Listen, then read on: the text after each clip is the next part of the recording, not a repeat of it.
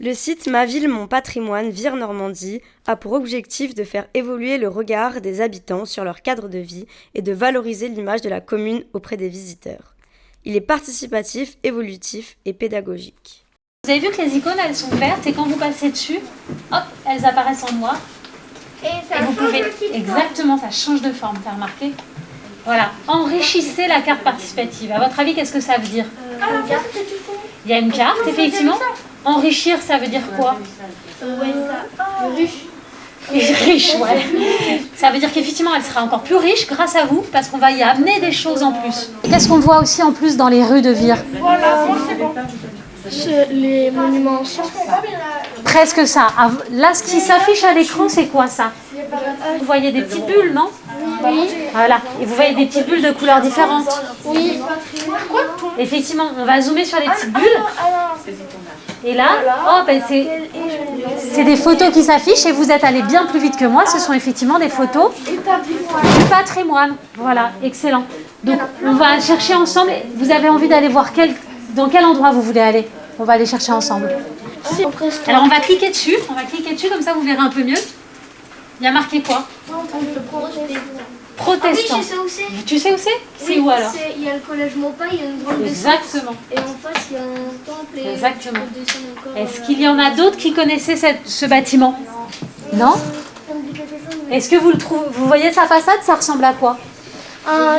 Tu vois, Des vitraux. Très bien. Et aussi un jeu avec le... Un jeu avec les croix et les ronds, hein, c'est ça? Comment ça s'appelle déjà? Le morpion. Effectivement. Est-ce que vous le trouvez intéressant ou beau, ce bâtiment? Ouais, il est beau. Plutôt pas mal? Moi, je l'aime bien, j'ai envie d'aller dedans. T'as envie d'aller dedans maintenant? Mais c'est gagné. Que les détails font partie de la beauté de l'architecture qui nous environne. Donc n'hésitez pas à aller débusquer les petits détails. Par exemple, une porte un peu particulière, une peinture, ce genre de choses. C'est en fait un travail sur votre capacité à observer autour de vous. Le virtuel c'est bien, mais avec la découverte sur place c'est encore mieux.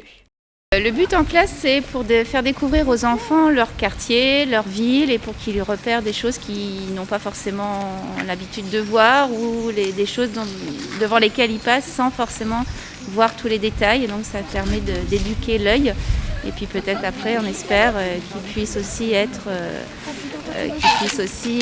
transmettre tout ça à leur famille, leurs proches, leurs copains. Ils ont une bonne mémoire visuelle, après je pense qu'ils ne font pas forcément attention aux détails. Et là, on apporte, en plus, Judith nous apporte un regard historique, elle leur apporte un regard expert, en fait. Elle apporte plein d'informations sur l'architecture, l'histoire. Et tout ça, ça fait partie du patrimoine et puis ça construit le citoyen. On l'utilise avant, on l'utilise après. Le site, on va essayer de le compléter aussi avec peut-être des petites choses remarquables dans notre école. Et donc ça va nous permettre de travailler l'écrit et puis de mettre en ligne quelque chose, ce sera concret.